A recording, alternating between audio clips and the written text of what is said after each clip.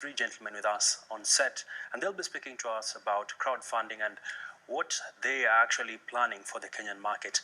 Many thanks, gentlemen. Thank you. Allow me to start off with John Kariuki, CEO for Crowdfunding International, Kenya. Yes. Just bring us up to speed in terms of what does the institution do? Okay, basically, crowdfunding is an alternative way of funding businesses, community projects, and stuff like that online. This is a new aspect in the Kenyan market. All right. Because crowdfunding started like a year ago.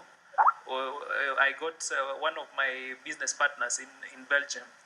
He introduced me to crowdfunding 4 months ago. Yeah. I did a bit of research on it, bearing in mind that we've had a lot of issues with the pyramid schemes here in Kenya. Yeah. So I did my background check, due diligence, and when I realized that this is something that can benefit the market here, I told the founders that we'll need you to be here. Mm-hmm. Come to Kenya, make Kenya your entry point to Africa, because this is the first time it's coming to Africa.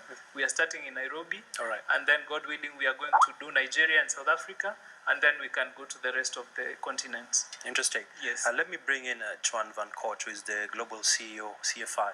Perhaps why Kenya? Why Kenya? Kenya is a lot of people for us that we can help because crowdfunding is help people, and for us important to help people where it is necessary. And we think Kenya, Africa is very necessary that is helping with crowdfunding, especially new here, and we think there's a big market for us and for the people here.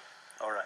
Let's talk about in terms of dollars. How much are you looking to sort of spend and also raise out of this initiative?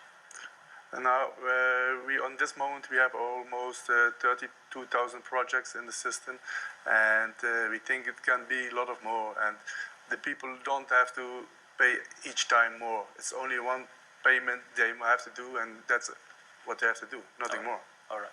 Let me bring in the man leading the projects department, that is Laurent Vargard. So, looking at this initiative in Africa and also specifically in Kenya, what's the outlook in terms of your rollout? We have many people at this time who have projects, they have goals, but they do not know how to do that, not using the right way like everybody is using.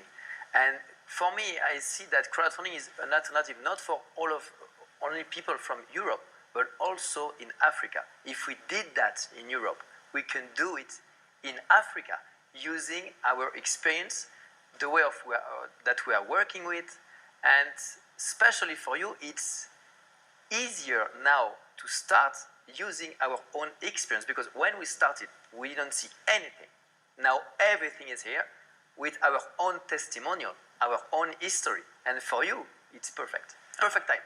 All right. John, you seem like you want to chip in.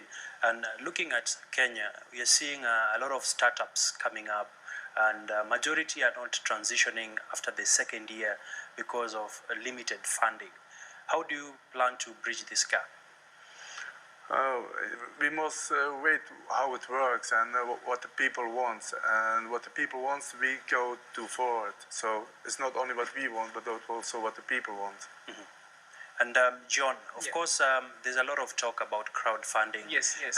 It's been a success in Nigeria. It's been a success in South Africa. And for Kenya, what do you think are the key levers that need to be put into action so that we take off?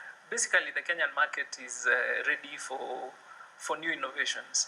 And bearing in mind what I had talked about earlier, the issues we've been having with these pyramid schemes and network marketing and stuff, crowdfunding comes in as the best alternative, because all you need to do, this is a platform that has 7 tiers. From joining to the top level of the platform, when you join at level 1, you join with 200 euros, and then from there you have to enroll people behind you.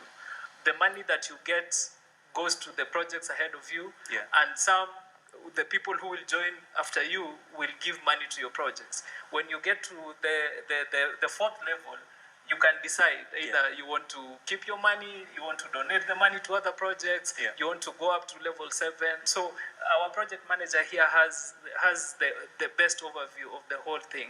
And that is the reason why they are here. We have a group of 10 people who, including the 3 founders of Crowdfunding International, they will be here for the next 5 days. All right. We have a launch at Villarosa Kempiski on Friday, where they're going to do a big presentation and people will get to know and understand what crowdfunding is all about. All right. Yes. Let me give the CEO, Van, your last word. Looking at the outlook for Africa, what are your projections in terms of uptake of business and also the growth of the economy through crowdfunding initiatives? I think it will be huge because there's a big market here and a lot of people that needs help, and our platform is to be there for the people, and if they understand the concept and they will help each other, so it will be very huge here in Kenya. All right. Last word, Laurent. Yes. Any last words? I just want that African people understand that reaching their goals, their dream is possible, like we are doing it ourselves. And we are here to push them and to help them to do the same. All right. Merci. That is Laurent Vagard, who is the projects manager for CFI. We've been also speaking to Tuan Van Court, who is the CEO of CFI Global. And lastly, John Kariuki, the CEO of CFI Kenya, just trying to demystify this matter of what crowdfunding is all about. And of course, make an effort and attend the launch. Perhaps it might be the next Zuckerberg. Well, moving on, persistent shortage of livestock feeding materials and changing weather patterns have pushed farmers in Nakuru County to abandon the traditional maize and wheat farming to hay farming. In Roret village, one farmer, Rose Batilo, has